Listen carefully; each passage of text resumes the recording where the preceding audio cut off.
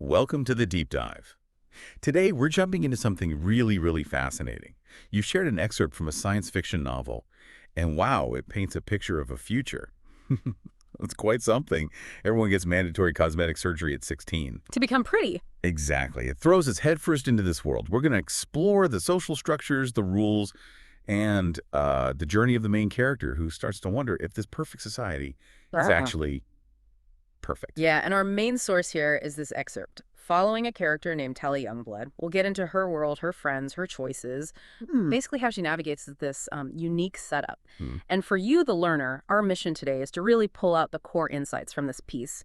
We want you to grasp the big themes, the kind of surprising details about how this future works without getting bogged down, in the whole book. Right. We're looking for those aha moments, the things that shed light on, say, social pressure, personal choice, what beauty even means in this context. Okay, so let's set the scene. This city, it's segregated, starkly. Yeah, based on age and whether you've had the operation.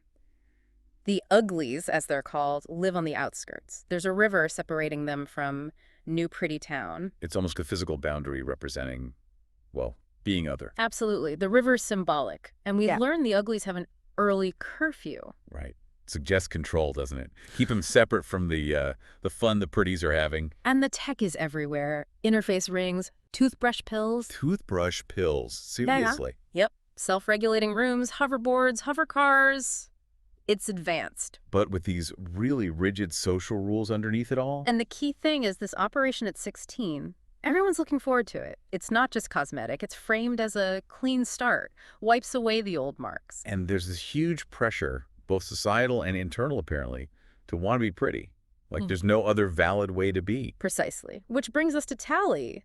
At the start, she seems totally bought in. Yeah, she's taking a big risk, sneaking out of the ugly dorms. Why? She wants to see her friend, Paris. He's just had the operation. He's a pretty now. They go way back. Friends since they were littlies. They even had the system for tricking their houseminder, apparently. Shows a real bond. And how does she get there? She crosses the old bridge. It's described as this huge, old, silent iron thing. Contrasting with the shiny new city. Totally. Like a piece of the past before this whole pretty obsession took over. But she gets to New Pretty Town, sees the pretties in a pleasure garden. What's her reaction? It's complex. She's spied on them before, maybe even laughed at them with Paris. But now, seeing them, she feels this warm feeling, admires their perfection. She feels an urge to protect them. That's interesting. Yeah, maybe it's that ingrained idea that ugliness is somehow rougher, more dangerous, and these perfect beings need shielding. Could be. It shows how deep that ideology runs. But her main goal is Paris, right? She wants to talk to him. Yes, she's been anxious, hoping a quick chat will tide her over until her own operation. But seeing him, it's not what she expected. Not at all. He's still swollen from the surgery. She actually struggles to recognize him. Wow. That really highlights how drastic this change is. It's like they erased the old person. It kind of is. And then Tally does something even bolder. Oh. She crashes a pretty party at Garbo Mansion, no less, wearing a pig mask. Pig mask? Why? To hide her ugly face, presumably. A desperate move to try and connect with Paris, maybe experience that world, even undercover. How does that go down? About as well as you'd expect. People laugh at the mask, point, make nasty comments about uglies. Even without seeing her face, they know she doesn't belong. It really shows that deep prejudice, doesn't it? That social divide. Absolutely. It's instant judgment based purely on status. Makes you think, the learner, about our own biases. Definitely. And she's trying to find Paris in all this. Yeah, frantically searching, but just finding superficiality and mockery, no real connection. So she needs to get out fast. Right. She uses a bungee jacket to escape. There's this tense moment where she's not sure it'll even work for someone without the proper interface ring. But it does. It does. Shows her resourcefulness, I guess, her desperation. And she finally finds Paris. What's that reunion like? It's, well, flat. Disappointing seems mild. Really? Yeah, he seems almost indifferent, that she risked everything to see him, that she crashed the party. He just says, they'll be best friends again after she's pretty. Oof. Conditional friendship. Exactly. It dismisses her completely as she is now. Yeah. And their shared past. And Tally feels crushed. Worried she's ruined his fresh start, that he'll always just see her as the ugly girl who crashed his party, even after she gets the operation herself. That's rough. So much insecurity built into this system. Totally. But this low point actually leads to something new. After escaping, Tally bumps into another ugly, a girl named Shay. Okay. And they connect instantly because they've both just been outsiders in New Pretty-town, shared experience. And what does Shay think of Tally's party crashing? Shay thinks it's crazy but awesome. A different vibe entirely. Right. You immediately get this sense of rebellion from Shay. She's not like Tally, not just waiting patiently for the operation. It hints that maybe not all uglies buy into the system. Interesting. So they bond over this. Yeah. They talk, realize they both have this streak. They even go hoverboarding together outside the city limits. And Shay is less keen on becoming pretty. Definitely. She starts questioning it. Is it all just superficial? Does it make people boring? Boring. How so? Well, they discuss morphs. You know, for the learner, morphs are like these digital templates the uglies use to imagine what their pretty faces will look like. Right. Their idealized future selves. Tally's still kind of into that, but Shay, not so much. She wonders if maybe erasing all the differences, all the supposed flaws, just makes everyone the same. Uninteresting. That's a pretty radical thought in that society, I imagine. Huge. And this questioning attitude leads them somewhere. Risky. Where to? They take their hoverboards out at night to the rusty ruins. The ruins. What are they? Remnants of an old city from before. The current city tells everyone it's dangerous, stupid to go there. Off limits. That Shay's been before. Yep. She's clearly adventurous, not afraid to break the rules. Tally's pretty scared at first, though. It's the forbidden zone. Understandable. Yeah. What do they find out there? Well, Shay suggests the city is deliberately misleading them, fooling them about what the world outside is really like. Keeping them ignorant. Seems like it. They even find physical proof of the old world, like iron deposits their crash bracelets can detect, stuff the new city doesn't have or acknowledge. Tangible links to the past. Exactly. And then Shay drops a bombshell. What is it? She tells Tally she's planning to run away before the operation. Run away? Where? She mentions older friends who've already done it, and a name, David. She's going to find them. Wow. Ah. Rejecting everything their world values. Tally must be shocked. Totally blown away. Disbelief. This goes against the ultimate goal. Does Shay want Tally to come? She leaves her a coded note, instructions, basically, in case Tally decides to follow. An invitation to rebellion. Pretty much. And then Shay leaves. Tally's left alone with this massive choice. Stick with the plan, become pretty, or follow Shay into the unknown. Huge decision. But she doesn't get long to think about it. Nope. Almost right after Shay disappears, a hover car shows up, unmarked, ominous. Oh. She's taken, whisked away to this stark, sterile facility, and she meets Dr. Cable. Dr. Cable. And she's described as cruel pretty. That's the phrase used. Sends a chill down your spine, right?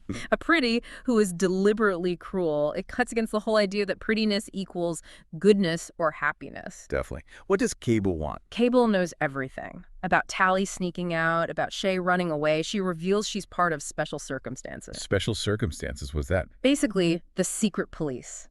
A citywide agency that monitors everything, enforces the rules, deals with challenges from outside, like runaways. So places like the Smoke, these rumored runaway camps, they're real. Cable confirms it. Yes, they exist.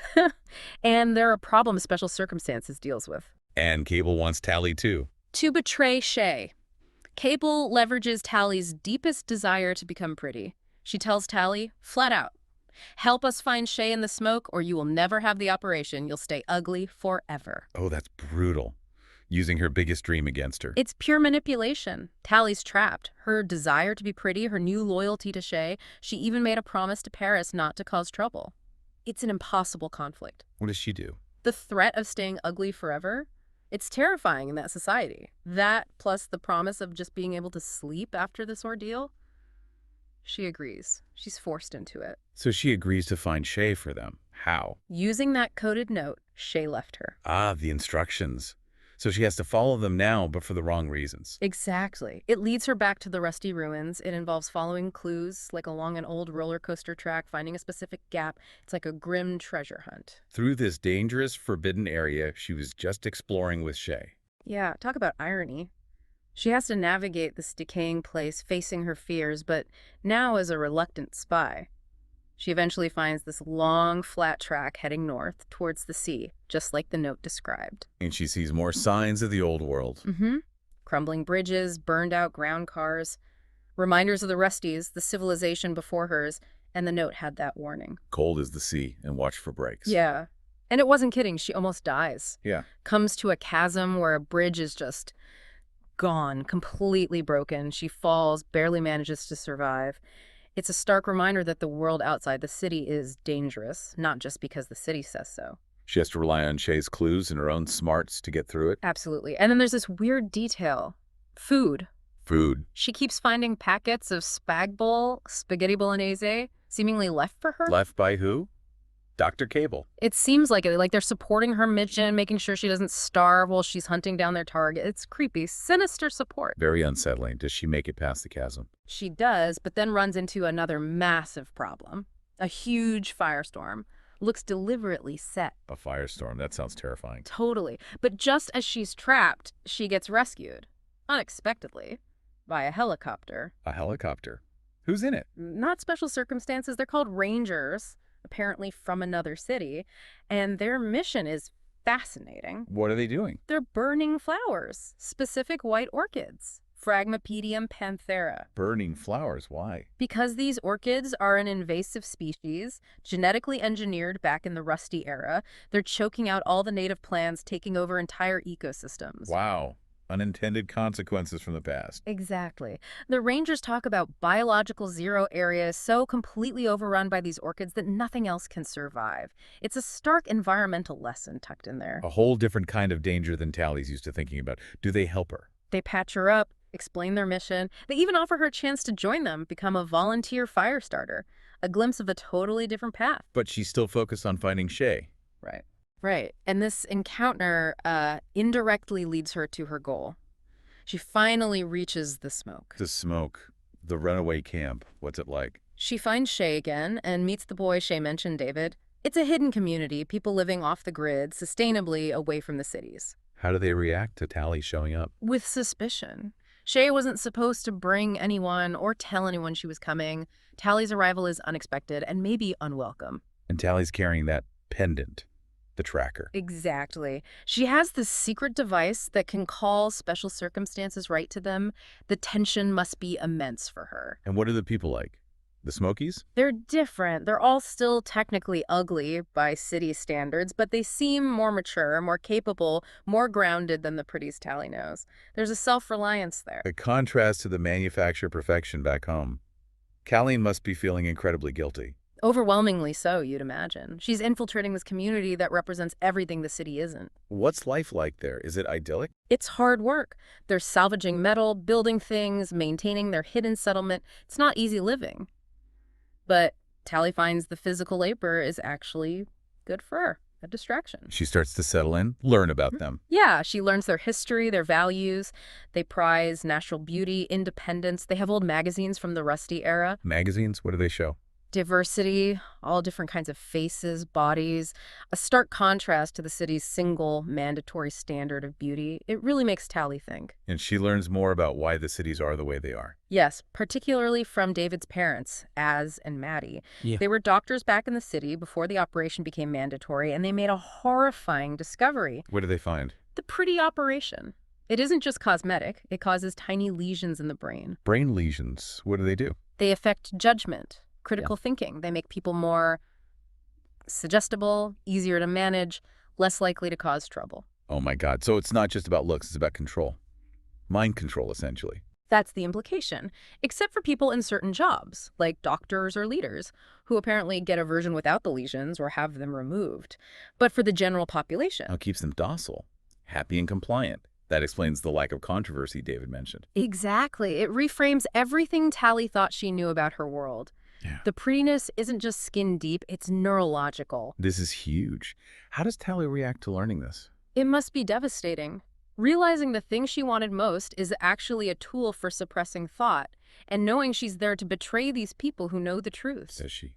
Does she go through with it? Activate the pendant? Yes. Bound by her deal, maybe feeling she has no choice, or perhaps still conflicted, she activates it. And special circumstances comes. They come, and the attack is brutal. The cruel pretties, the specials, are fast, strong, terrifyingly efficient. They overwhelm the smoke. Completely. Many Smokies are captured. Shay, Croy, David's parents, Az and Maddie are taken too, it seems. The settlement is destroyed. And Tally. Tally is captured along with them, caught in the middle, consumed by guilt. So she's back with Dr. Cable. Yes. And Cable delivers another blow. She tells Tally she knew Tally was acting as a spy the whole time. She basically used Shay telling Tally as confirmation the smoke was real and where to look. So Tally's help wasn't even necessary in the end. She was just a pawn. Seems like it. Initially, maybe Tally feels resigned, like she fulfilled her terrible bargain. But seeing the destruction, the captured Smokies, something shifts. The reality hits her. Hard. The desire to be pretty, the fear of staying ugly. It just pales in comparison to the devastation she's caused, the truth she now knows. So she changes her mind. Profoundly. She decides she can't betray them further. She has to help. How? She's captured. During the chaos of the raid, she sees an opportunity. She grabs Croy's hoverboard, one of the captured Smokies' boards, and makes a break for it. A daring escape. An act of defiance. Yeah. Choosing a side, finally. Definitely. She finds David, who also escaped. They're united now, determined to rescue the others. But they discover something terrible. Yes, back at the ruins of the smoke, in Az and Maddie's destroyed home, they find evidence suggesting Az was killed during the raid. A devastating loss for David. So who's left? The survivors Tally, David, and a few others like Croy and Asterix who managed to escape or weren't captured find refuge in a hidden cave. The end of the smoke? Not quite. News of the attack and the resistance spreads back to the cities. Uglies there, inspired by the story, start their own small acts of rebellion, sharing information. They call it the New Smoke. The idea lives on, and Maddie, David's mother. They need to rescue her. And Maddie, before being captured, had been working on something crucial, a cure. A cure for the brain lesion. Exactly. A way to reverse the mind-altering effects of the Pretty operation. So the plan becomes, go back into the city, rescue Maddie and the others, get the cure. A hugely dangerous plan. Infiltrate Special Circumstances headquarters. And there's a complication with the cure. What is it? Because it affects the brain, potentially altering memories, Maddie insists it requires written, informed consent. Okay, that makes sense. But Shay, who they also need to rescue, is already her mind is already affected by the lesions. Can she give informed consent? Ah, right. Her judgment is compromised. Exactly. Tally realizes this. Shay can't truly choose. So Tally makes another huge decision, a selfless one. What does she decide? She decides she will be the test subject for the cure. She will undergo it, revert to being ugly, have lesions removed, risk the memory changes. Why her? So that Shay doesn't have to. But she makes one condition. Shay has to be the one to write the consent form for Tally. Even in her pretty state, Shay performs the act of giving consent, preserving some form of agency for her friend. Wow. Tally takes the risk onto herself, but ensures Shay is involved in the decision somehow. It's incredibly brave and complex. So they embark on this incredibly risky mission back into the heart of the city. The final act. Do they succeed? They manage to infiltrate the Special Circumstances building. It's tense, dangerous. Do they rescue Maddie and the others? Yes, they rescue Maddie and the captured Smokies. They escape, leaving behind a message for the city Uglies. The smoke lives, a symbol of continued resistance. And Tally, what happens to her? There's a final encounter, I believe, with a warden where the changing ideas of beauty are hinted at. And Tally, she turns herself in. Throws herself in? Why? After everything. To get the operation. But not the original Pretty operation. She is turning herself in to become the test subject for Maddie's cure. Her final words in the excerpt are defiant. What does she say? "I'm Tally Youngblood," she said. "Make me pretty." But the meaning is totally transformed now. Make me pretty means undo the damage, make me real again, even if it means becoming ugly by the city's standards. A powerful ending to her arc in these excerpts, sacrificing that original dream for something much more profound. Absolutely. It's a complete reversal of her initial desires. Okay, so let's sum up the big takeaways here. This deep dive gave us a really vivid look at a society obsessed with one narrow, surgically enforced idea of beauty. Right, and it's maintained not just physically, but through this subtle, disturbing neurological manipulation, the brain lesions. And we saw Tally's journey from desperately wanting to fit in, to questioning everything, and finally to active rebellion. Driven by her friendships, her experiences outside the city's bubble. Yeah, her whole perspective shifts. It forces us and the learner to think about identity, freedom, what beauty really means when it's mandated. Definitely. And some specifics for you, the learner, to chew on. Think about the real-world parallels. Mandatory cosmetic surgery. What does that say about individuality? about control. And that link between pretty and compliant. What happens when looking good means thinking less critically? It's quite chilling. But there's hope too, right? The new smoke. It shows how resilient people can be, how ideas can spread and inspire resistance, even under tight control. Absolutely. And Tally's final choice, choosing to undo her prettiness, to potentially lose memories, all for a chance at authenticity for herself and others, that's incredibly powerful. So connecting this back to you, the learner, how does this fictional future echo pressures we see today around appearance, our own society's ideals? How do we define beauty? And are there hidden costs to chasing a single, often unrealistic ideal? What gets sacrificed? It really makes you think. Which leads us to our final provocative thought. Yeah, imagine you had the choice. Guaranteed physical perfection, the ultimate pretty, but your independent thought might be, let's say, gently steered, limited. Would you take that deal? It's a tough question. What does Tally's choice rejecting that perfection for truth and agency tell us about what makes life truly meaningful? Something to ponder. Indeed. The story, even just from these excerpts, gives us so much to consider about those big, timeless questions.